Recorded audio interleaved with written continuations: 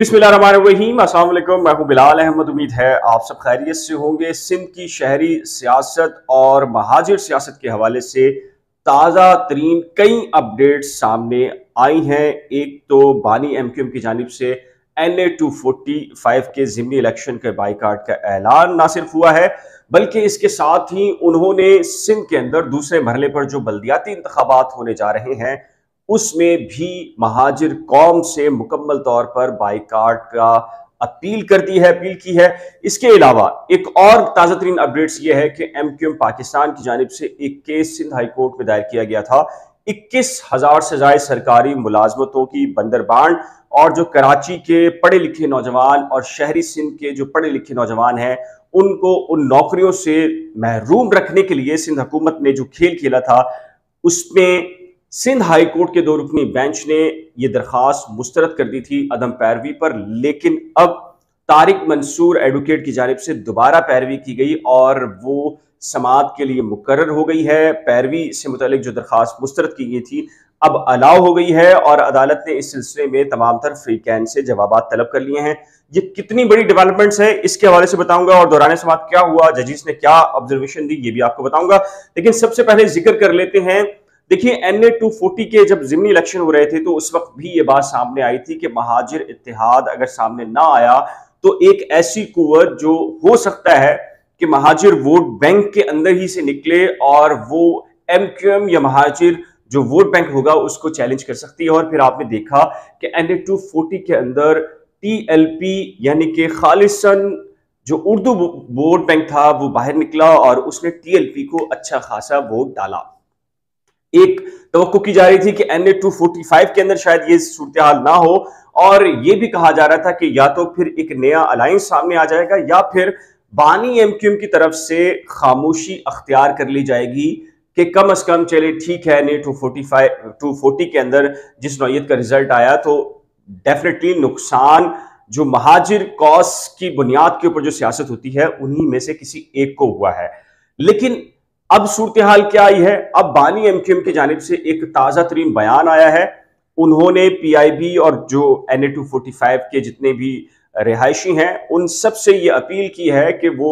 Muhajir cause से गद्दारी करने वाले तमाम तर जितने कोई भी उम्मीदवार होगा उससे लाताल्लुकी का इजहार करें और मुकम्मल तौर पर बाइकाट की तरफ जाने का उन्होंने कहा है। इसके अलावा जो एमक्यूएम पाकिस्तान की जानिब से शहरी सिंध यानी कि दूसरा मरहला सिंध के जो बल्दियाती इंतखाबात होंगे उसमें जो उनकी फहरिस्तें जारी थी चेयरमैन और वाइस चेयरमैन की उनका भी अजरा कर दिया गया है और कहा गया है कि ये एमक्यूएम पाकिस्तान के कैंडिडेट्स हैं और इनसे लाताल्लुकी का इजहार किया जाए। अब जो नई ताज़ा तरीन सिचुएशन है उसके अंदर आपके इल्म में है कि बाबर गौरी आए और मैंने आपको बताया था कि ये सारी जो सूरत हाल है इसके पीछे कुछ ऐसे लोग हैं जो बैरून मुल्क मुकीम हैं। डॉक्टर इशरतुल इबाद भी हैं, दुबई के अलावा अमेरिका लंदन के अंदर भी लोग हैं जो ये समझते हैं कि इस पूरी जो नई सिचुएशन पैदा हुई है उसके अंदर अगर किसी को नुकसान हुआ है, एक तो महाजिर कॉज को नुकसान हुआ है और दूसरा जो कराची में बसने वाले जो उर्दू स्पीकिंग हैं उनको सबसे बड़ा नुकसान है। एमक्यूएम के अंदर जो धड़ेबंदी हुई है, एमक्यूएम तकसीम हुई है, तो लिहाजा कोई ना कोई एक ऐसा रास्ता तलाश किया जाए कि कम अज कम कुछ पॉइंट्स के ऊपर मुख्तलिफ जो धड़े हैं उनको यकजा किया जा सके, कोई इत्तेहाद बनाया जा सके, इल्हाक की कोशिश की जा सके या सीट एडजस्टमेंट की कोशिश की जा सके। जैसे कि जो बल्दियाती इंतखाबात होंगे उसके अंदर ये दिखाई दे रहा है कि एमक्यूएम की जो धड़ेबंदी है वो शायद कहीं कहीं किसी पॉकेट के ऊपर एक दूसरे को सपोर्ट करती नजर आए। लेकिन इसमें जो सबसे बड़ा फैक्टर था और आज भी है और माजी के अंदर भी रहा वो ये था कि बानी एमक्यूएम क्या मुकम्मल तौर पर अपने आप को इन प्रोसेस के अंदर से दूर रखेंगे या फिर उनकी जानिब से एक बार फिर जैसे NA 240 के अंदर ज़िमनी इलेक्शन के अंदर बाइकाट का ऐलान हुआ था वो ऐलान करेंगे। क्योंकि डेफिनेटली कहा जाता है कि अब भी एक जो बड़ा स्टेक होल्डर कराची शहर के अंदर जो वोटर है वो बानी एमक्यूएम से अटैच है। अच्छा, अब जो इशरतुल इबाद हैं, डॉक्टर फारूक सत्तार की एक्टिविटीज या बाबर गौरी की एक्टिविटीज जो चीजें भी हुई, लेकिन इसकी सूरत के अंदर अभी तक चीजें NA 245 के अंदर बहुत ज्यादा खुलकर सामने नहीं आई। खालिद मकबूल सिद्दीकी की जो डॉक्टर फारूक सत्तार से जो मुलाकात हुई बहुत कुछ तय जरूर हुआ है, लेकिन शायद मेरा ख्याल है कि चूंकि बल्दियाती इंतखाबात भी हैं और उसके फौरन बाद NA 245 का ज़िमनी इलेक्शन है, तो ऐन मुमकिन है कि बल्दियाती इंतखाबात के अगले रोज यानी कि 24 घंटे के अंदर कोई ऐसी नई डेवलपमेंट सामने आए जिसकी वजह से NA 245 के अंदर कोई इल्हाक बन सकता है। लेकिन फिर बड़ा सवालिया निशान यह है कि जो बानी MQM है उनकी जानिब से पूरी कौम से अपील की गई है कि वो MQM पाकिस्तान या जो भी महाजिर कॉज से जिन्होंने उनके नजदीक गद्दारी की है उनका साथ ना दें। अब ये ताज़ा तरीन नई जो अपडेट्स हैं इसके अंदर, तो ये इसका मतलब ये है कि वही पोजीशन यानी कि जो TLP है कराची शहर के अंदर वो फिर उभर कर सामने आ रही है और MQM की स्पेस को कवर कर रही है मुख्तलिफ हवाले से। NA 240 में भी हमने यही देखा और NA 245 के अंदर भी हम यही देख रहे हैं, और इसके अलावा जो बल्दियाती इंतखाबात हैं उसके अंदर भी शायद ऐसा ही हो। अगर MQM के धड़े तमाम तर यकजा नहीं होते तो डेफिनेटली जो बल्दियाती इंतखाबात होंगे उसके अंदर कराची जैसे शहर के अंदर, यानी कि दही सिंध तो छोड़ दीजिए, कराची जैसे शहर के अंदर पाकिस्तान पीपल्स पार्टी एक बड़ा स्टेक होल्डर्स होगी। जी हाँ, अगर MQM के धड़े यकजा ना हुए तो कराची जैसे शहर के अंदर पीपल्स पार्टी एक बड़ा स्टेक होल्डर बनकर सामने आएगी और जो मेयरशिप के मामलात होंगे उसके अंदर पीपल्स पार्टी की मुशावरत के बगैर कोई फैसला नहीं हो सकेगा। इसीलिए जो महाजिर कॉज के ऊपर जो लोग भी फिक्रमंद हैं वो इस बात पर ख्वाह भी हैं, कोशिश भी कर रहे हैं कि किसी न किसी तरीके से कोई इल्हाक सामने आ जाए। अच्छा, ये तो वो सिचुएशन थी जो बल्दियाती इंतखाबात ज़िमनी इलेक्शन से मुतालिक थी। एक और अहम मामला था,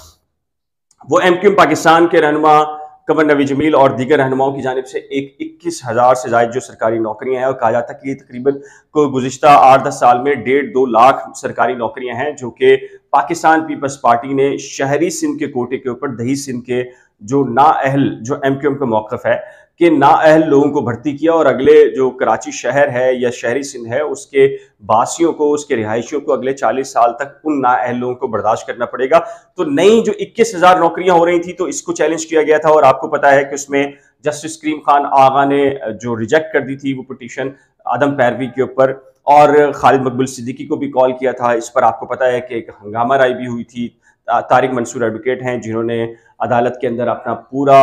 भरपूर तरीके से मौक़िफ़ रखा, लेकिन वो अदम पैरवी पर दरखास्त मुस्तरद की गई। अब वो दोबारा से रिस्टोर हो गई है, दरखास्त वो बहाल हो गई है। जस्टिस सलाहुद्दीन पवर हैं,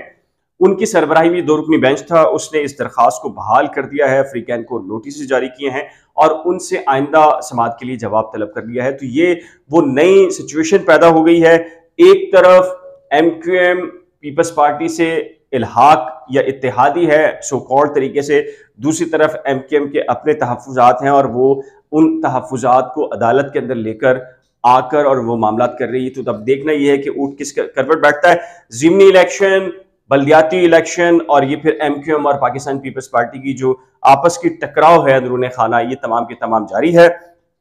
इस सिलसिले में आपकी क्या राय है? अपनी कीमती राय का इजहार नीचे दिए गए कमेंट सेक्शन में जरूर तहरीर कीजिएगा। एक नए व्लॉग के साथ जल्द मिलेंगे, तब तक के लिए अल्लाह हाफिज।